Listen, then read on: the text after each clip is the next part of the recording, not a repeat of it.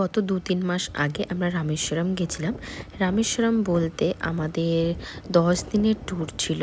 সবার প্রথমে আমরা গেছিলাম তিরুপতি থেকে কোদাইকানাল থেকে আমরা মাদুরাই থেকে রামেশ্বরম, আবার রামেশ্বরম থেকে আমরা মাদুরাই গেছি, সেখান থেকে ট্রেনে করে আমরা বাড়ি এসেছি।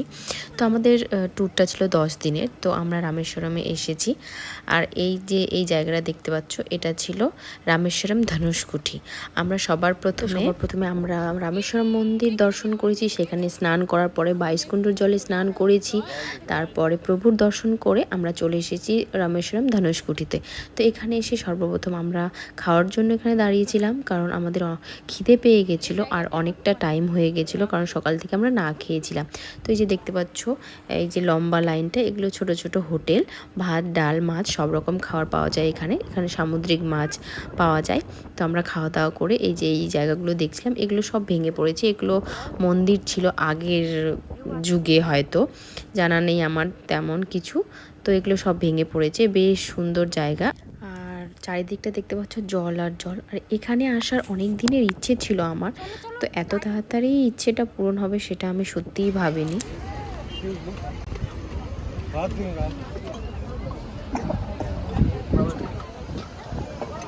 চলো চলো, হচ্ছে রাম সেতু।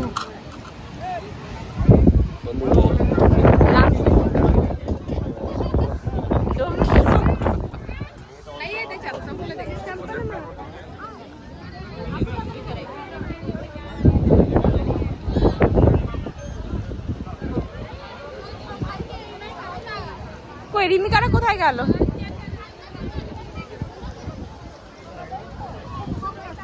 রাম সেতু কোনটা?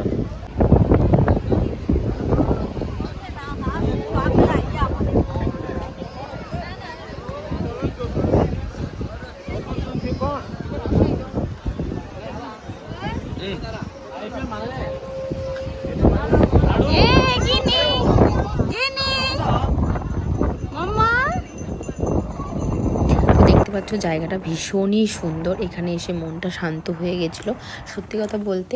কিন্তু তবু একটু আমার খারাপ লাগছিলো এই জন্য যে আমার মেয়েটাকে আমি সুস্থ রাখতে পারলাম না, কারণ আমার মেয়ের খুবই জ্বর ছিল, খুব শরীর খারাপ ছিল। তোমরা দেখতে পাচ্ছ আমার মেয়ের অবস্থা।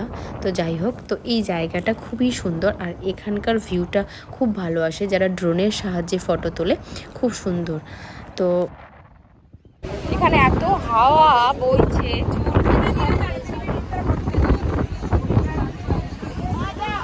তো এখানে অনেকগুলো দোকান বসেছিল, এই যে দেখতে পাচ্ছ শঙ্খ, আরও অনেক কিছু ছিল।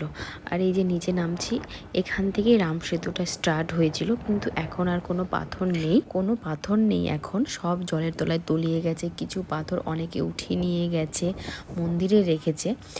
আর এখানে এসে ভীষণ মনটা খুশি হয়েছিল, কারণ আমি এতদিন বইয়ে পড়েছি রাম সেতু, তো নিজের চোখে দেখবো আর নিজের চোখে দেখলাম, সেই জিনিসটা ফিল করেছিলাম আমি, যে এখানে হনুমানজি রাম সেতু তৈরি করেছিলেন। তো এখানে এসে সত্যি বলতে ভীষণই মনটা ভালো লাগছিল। আর এই জন্য আবার একটু খারাপ লাগছিলো যে আমার মেয়েটাকে আমি সুস্থ রাখতে পারিনি, শরীরটা ভীষণ খারাপ দেখতে পাচ্ছ। তো কিছুক্ষণ এখানে টাইম স্পেন্ড করার পরে আমরা বেরিয়ে গেছিলাম, কারণ আমাদের মাদুরাই যেতে হবে। রামেশ্বরম থেকে মাদুরাই যেতে কয়েক ঘন্টার ডিস্টেন্স, তো জার্নি ছিল। আর আমার বাচ্চাটার এমনি শরীর খারাপ, আমার মেয়ের। তো সত্যি বলতে কিছু বলার নেই আমার। ভালো তো লাগছিল অবশ্যই, কোথাও গেলে ভালো লাগে, কিন্তু বাচ্চার শরীর খারাপ হলে মন থেকে আর সেই খুশিটা ফিল হয় না। তো কিছু করার ছিল না আমার, এটাই ছিল আমাদের লাস্ট ট্রিপ।